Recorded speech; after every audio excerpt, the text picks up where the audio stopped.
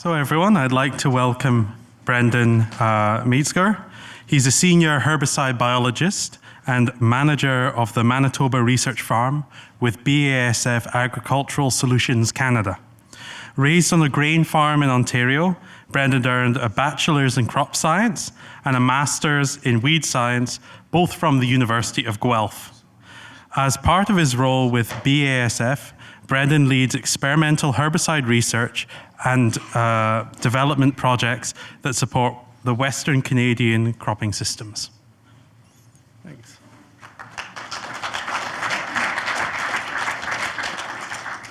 All right. Thanks, Callum, for the introduction, and thanks to the committee for the invitation to be here. It's great to be with you all this morning. As Andrew mentioned, we're going to spend the next 20 minutes or so discussing, some of the more specific aspects of application practices, Liberty being a good sort of case study to highlight some of those good application practices. You'll notice that my background there is soybean, something you don't necessarily always think of in a Liberty talk, but we'll spend most of our time today talking about soybean. So a brief history of Liberty. Of course, Liberty canola was introduced in the mid-90s, and of course, Liberty use has increased in Western Canada dramatically since that time, and it's been largely a success story for the most part. We've not documented any cases of resistance with glufosinate in Western Canada. And so the question is really, why is that? Why is it different than something like glyphosate, where glyphosate-resistant crops were introduced almost the exact same time as glufosinate resistance? And of course, in that case, we've got all kinds of glyphosate-resistant weed challenges. And so why has Liberty been spared from those same challenges for the better part of 30 years? And I think there's a couple reasons for that, the most obvious being just total usage of glufosinate has lagged behind other chemistries. While it's well used, obviously, in Western Canada, in a lot of other parts of the globe, this is not something that's all that widely used, at least until the past few years. We also have, the vast majority of our glufosinate is applied in canola, which is a competitive crop. So we have the cultural weed control aspect working in our favor as well with canola. And then the last thing is it's typically used in rotation with other modes of action. Even if it's a canola wheat rotation, it's still breaking up that chemistry compared to some areas in the Midwest that maybe would have a straight soybean program or soybean corn where glyphosate was used consecutively year over year. So getting back to the title, I guess, what's putting Liberty under pressure now, specifically in Manitoba? So we know that, approximately 60% of our acres in Manitoba are Liberty enabled in terms of canola acres. But as I said, what I want to focus on today more so is the soybean and corn. So those being, significant cash crops, of course, in Manitoba. We heard lots about soybean yesterday. I think when soybeans were introduced to Western Canada, maybe farmers thought of it as an opportunity to introduce something different, even if glyphosate was being used in their burn down. The ability to use that over the top was not something that they'd done in a great deal of in the past. However, obviously, in the intervening years, there's been some challenges with glyphosate, and there is an increasing shift towards glufosinate resistance in soybeans especially. And so there is a shift right across North America from the various seed companies. These are numbers that I got from Stratus Ag Research, so don't quote me on the exact numbers. It's a little hard to quantify. It's a little crystal ball-like. But between 60 and 70% of acres in the U.S., over 60% of acres in Eastern Canada, and about a quarter of the acres in Western Canada are expected to be Liberty enabled in 2026. And so why is that shift occurring? Again, a couple of reasons. The most obvious, of course, being widespread glyphosate resistance, which is why we saw the introduction of things like Extend soybeans. That's obviously been hugely successful, specifically in Manitoba for things like kochia. And that's been a great system for us here in Western Canada, but it's no secret that dicamba comes with some baggage. especially in other parts of the world where, whether it be regulatory challenges or stewardship challenges, there are some ongoing challenges with that molecule. The third, as I mentioned already, in a lot of geographies, including in the US, it was until recently considered a bit of a unique or underutilized mode of action. And so that has led to the various introductions of those trait platforms. I was asked to give a bit of an overview of sort of the lay of the land with the Liberty landscape, I guess, as it sits currently. Of course, the one that we're familiar with is Liberty 150. This is the Western Canada specific formulation. It's the only place it's sold. The highest surfactant load formulation, and it's specifically designed for some of those lower humidity, more challenging application circumstances that we often encounter in Western Canada. That does, of course, make it too hot for corn or soybean, and so that's where Liberty 200 fits in, something that I'm sure many of you are familiar with or getting familiar with by now, but we'll spend most of today talking about Liberty 200.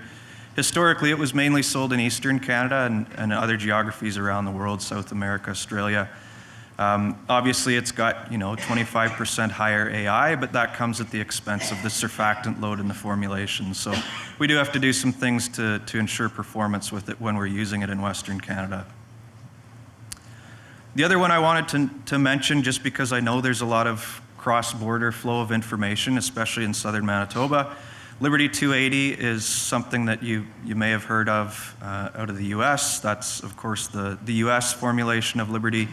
That's the highest AI loading, lowest surfactant load formulation of Liberty.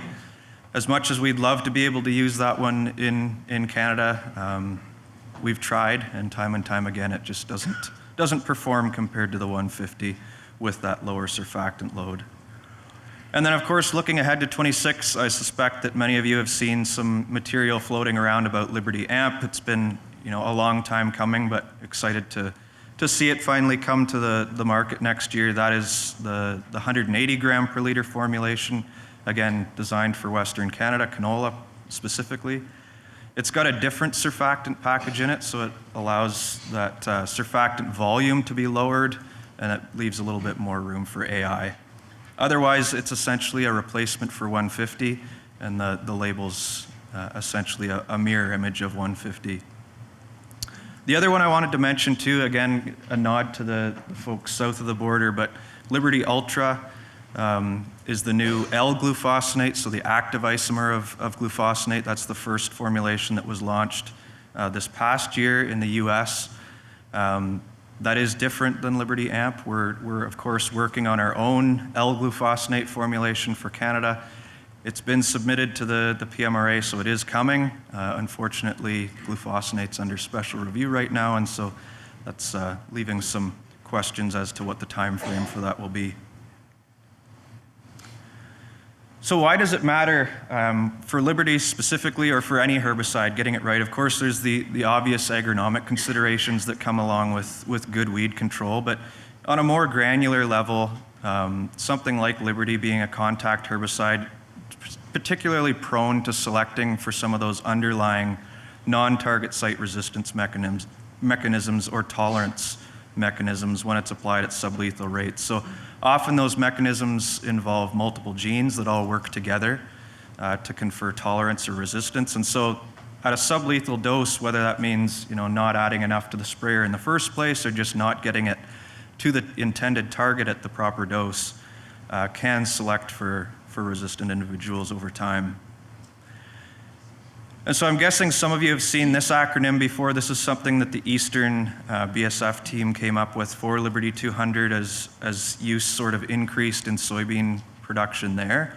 And we'll spend a little bit of time talking about these various different factors, but I wanted to mention a few others as well that I think are more specific to Manitoba. And it's really the contrast between canola and soybean and using glufosinate in those two systems. So the biggest difference, I think, is just crop competition or competitiveness. Of course, soybean being far less competitive than canola, it's going to hide a lot less escapes. Very likely, corn and soybean are going to be grown on a wider row spacing compared to canola. It's going to go out with different tank mix partners depending on those various different trait platforms. There's also crop tolerance considerations. I think we'll have an easier time of this in Manitoba than maybe growers in Eastern Canada did. We know that, under certain conditions, when it's bright and sunny and warm, Liberty can cause some injury to canola. It's no different for soybean or corn. There is the potential there for some burn and some injury. It is a metabolism-based tolerance. So something to keep in mind as well. Just contrasting that to glyphosate, which you can essentially spray as much as you want over the top of a soybean and see very little visual impact. It is different that way. And then of course, Liberty 200 having that lower surfactant, we do require AMS being added, which is a bit of a different approach in Canada compared to a lot of other herbicides. And again, I'm sure many of you are familiar with using AMS with glufosinate. I know there's lots of it that goes out with the 150 formulation over the top of canola. But again, just getting back to a little more granular level of what AMS is actually doing for us. It's two things mainly that AMS is doing. So it ties up the cations in hard water, and that's really the sulfate portion that's doing that, which maintains the solubility of glufosinate in the tank. And then the ammonium portion actually improves absorption and translocation in the plant. So those two factors work together to improve weed control. Going back to that STOP acronym, the S stands for Start Clean. This is something that soybean agronomists everywhere preach widely, regardless of the trait platform that it's in, but especially important with something like glufosinate and those crops that are going to be less competitive and grown on wider row spacings. It's important to, whether it's tillage or a burn down plus residual, ensure that we're starting with a clean slate in the spring and preserving yield potential. The T and the O in that acronym are targeting small weeds and optimizing coverage. So I've kind of combined those into a single slide. This goes back to a lot of the concepts that Andrew just mentioned. He was mentioning that the optimal size of water hemp in the North Dakota study was 3 inches. That's a good guideline to go by. And whatever we need to do to ensure those weeds are at that stage when we're applying is important. Water volume, again, often the question is what can be added to Liberty to heat it up or make it hotter? Usually the answer is more water. But again, going back to what Andrew said, realizing that that's a logistical challenge depending on where you are. And then nozzles and pressure as well. Talking to Andrew's point on, say we're switching from spraying extend soybeans, going to a Liberty-based platform. We're going from some of the coarsest nozzles that we're going to use to some of the finer nozzles that we need. So taking the time to ensure we are nozzling appropriately for those applications. Time of day, this is one that we've tried to replicate with varied success in Western Canada, but this data is specifically on Liberty 200 in Eastern Canada. This is out of Peter Sikkema's lab. And so you can see, we know that during the heat of the day or the brightest hours of the day, control is optimal with glufosinate, and then as soon as the evening hours set in, those efficacy numbers drop off pretty sharply. And so I think that's, there's multiple factors that go into why that happens. I think the light factor is probably a major one. Glufosinate is targeting a light reaction in weeds, and so if we're applying it in the dark, those target enzymes and those metabolic processes aren't as active, and we aren't going to get as good of efficacy. And similar, just the diurnal temperature fluctuations, and going back to the delta T conversation on conditions that might slow down those metabolic processes in the plant. And then there's the physiological aspects of certain species as well. So something like lamb's quarters that'll actually fold its leaves into a more vertical position overnight is obviously going to be a harder surface to wet with any herbicide than a horizontal one. Not going to spend much time here because we heard someone much more qualified than I to speak about delta T. I agree with Jeanette. I think we should be talking more about delta T. But it is particularly important for certain formulations, specifically water-based formulations like Liberty or any solution. Compared to an oil-based formulation, those droplets are going to take a little bit longer to cross the leaf cuticle. And so that does mean that there's, theoretically a higher potential of losing some of that water to evaporation before the AI can get into the leaf. And then finally, just pairing with residuals, and whatever that might be, we think of 2-pass weed control in canola is often, 2 shots of glufosinate in crop. I think for soybean, we need to adjust that thinking to that first pass really being in close succession to the planter or the drill, and getting an additional mode of action on, keeping the crop clean, of course, through the critical weed-free period. Going back to what we heard yesterday from Kristen about, preserving yield potential in soybeans and closing that canopy as quick as possible. And finally here, just some tank mix watchouts. And some of you may have seen this video before, but this is something that our Eastern Tech Service team did, just a benchtop study. So this is a beaker of Liberty 200, and they're pouring Enlist 1 into the beaker, just on a stir plate. So as you can see, the 2 solutions start to mix together. And after a couple seconds, you'll notice a pretty substantial color change.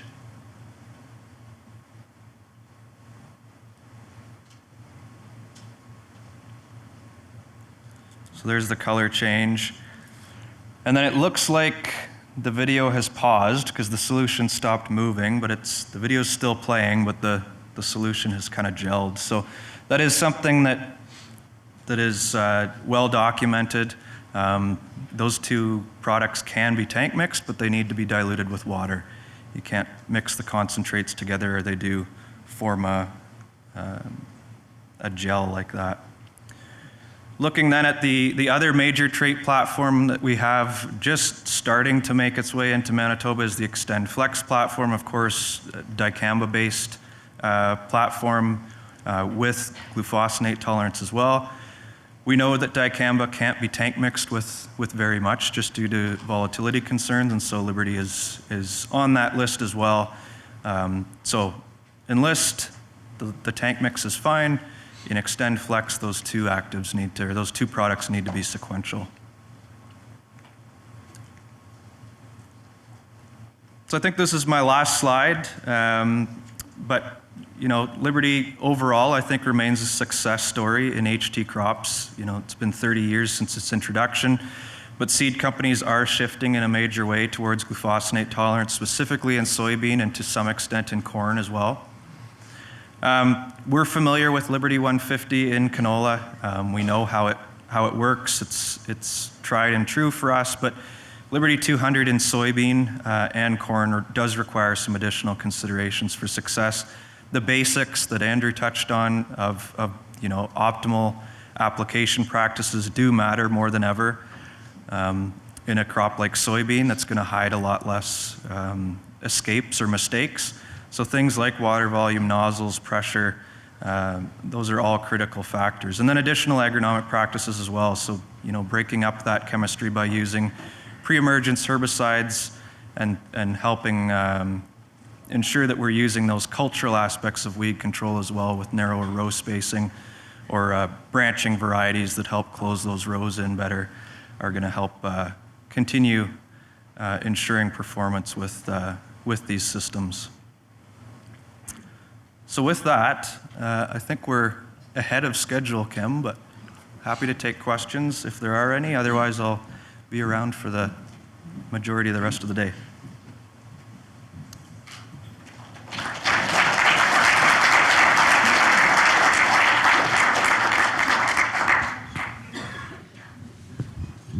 I'm not sure you get to ask again. I can't That let doesn't Brendan get to ask go questions. scot-free here. So I just want to clarify, when we're talking about weed size, we are using woman inches? What's that? When we're measuring weeds, I just want to clarify that we're using woman inches, Yes. not man inches. Real Thanks. inches. Real Okay. inches, yeah. Science-based, factual. Good question. Wow.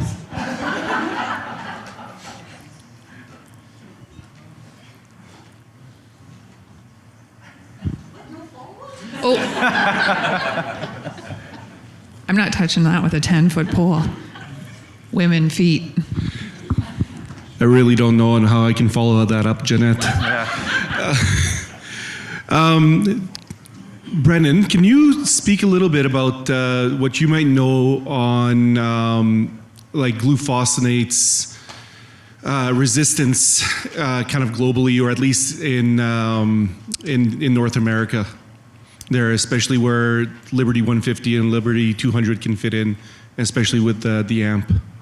Yeah. So the documented cases are mostly, the typical suspects: Palmer and water hemp, and I think Arkansas.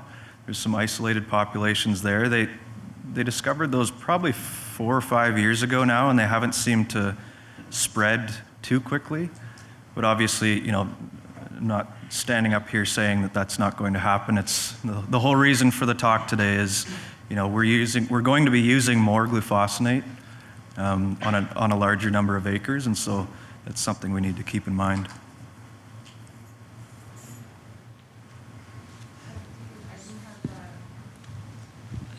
There we go. I do have a couple questions that have come in on this, asking online whether or not there's any benefits to adding AMS. With Liberty, if you're spraying at the wrong time of day or night, it says, is there any benefit of adding AMS to Liberty 150? Yeah, this is an age-old discussion, both within BSF and in the greater industry. I know there's lots of people that swear by adding AMS to every tank of Liberty that goes out. There's instances where it does improve efficacy. There's instances where it makes no difference.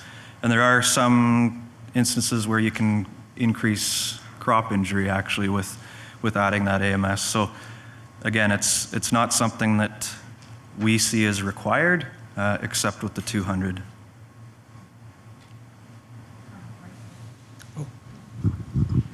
Hi, I'm Vikram Bisht. I work with potato crops.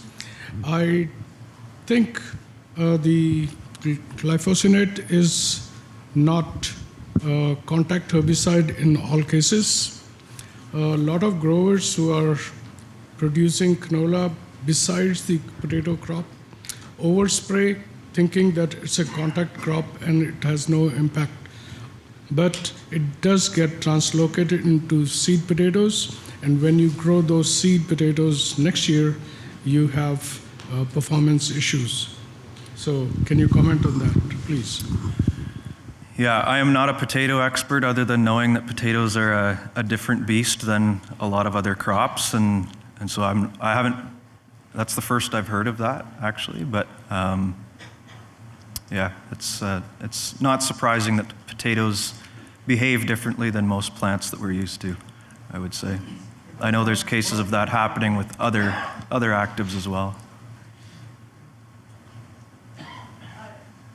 I just have a comment here that came in from anonymous attendee asking if Jeanette's been drinking. So just wanted to add that little piece. No, Jeanette says that's just her. So. Yeah, plausible deniability. Confirm that.